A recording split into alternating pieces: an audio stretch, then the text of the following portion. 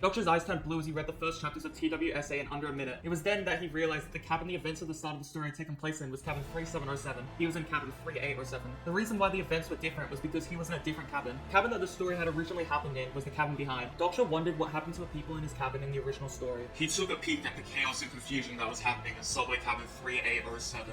It's probably too late for them after all. Only 2 people will survive in that cabin. At that moment, the killing began in Doctor's cabin. A man with white hair picked up an elderly lady and punched her. Doctor knew who the 2 who would survive were. If something wasn't done, then he and Sanger would die. Mr. Han grabbed the man with white hair's arm and told him to stop, to which the man with white hair replied that he didn't get it. No one was going to save them and someone had to die. They had to be the ones to pick who would die. It's kill or be killed.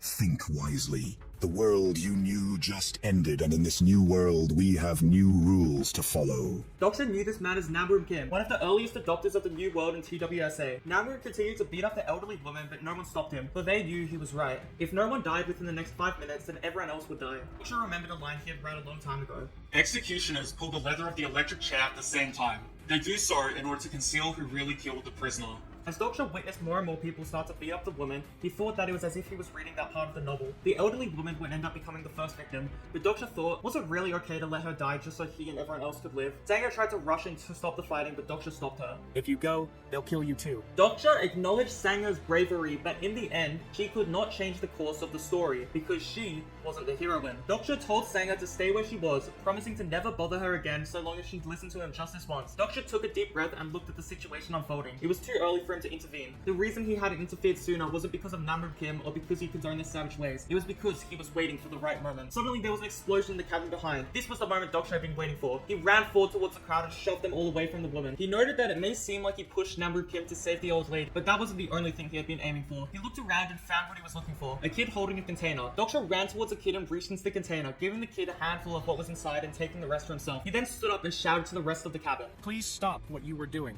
Killing that old lady doesn't mean you're going to live. Let's say we kill the old lady. What next? Yes. If that old lady dies, we will be able to buy some time because we killed something within the given time of it. But what will happen next? If what the Dokubi said was true, it means we all have to kill one person each. So who will you kill? Will you kill the person besides you? Naruto Kim steps forward. Isn't it obvious? We'll kill losers like you next. Doctor knew he would say that, and so he proposed an alternative. Why gamble with our lives when there's a way to survive this without becoming a murderer? Questions erupted in the crowd. Have you forgotten this scenario didn't say we had to kill a human being? It said we had to kill one or more living organisms. Doctor held an insect between his fingers. Everyone immediately knew what he meant. If they killed the insects, then they could survive. Now the madness that they had been hurtling towards the old lady was now coming towards Doctor. But even through this, Doctor wasn't scared. He was smiling. Was I always this kind of person?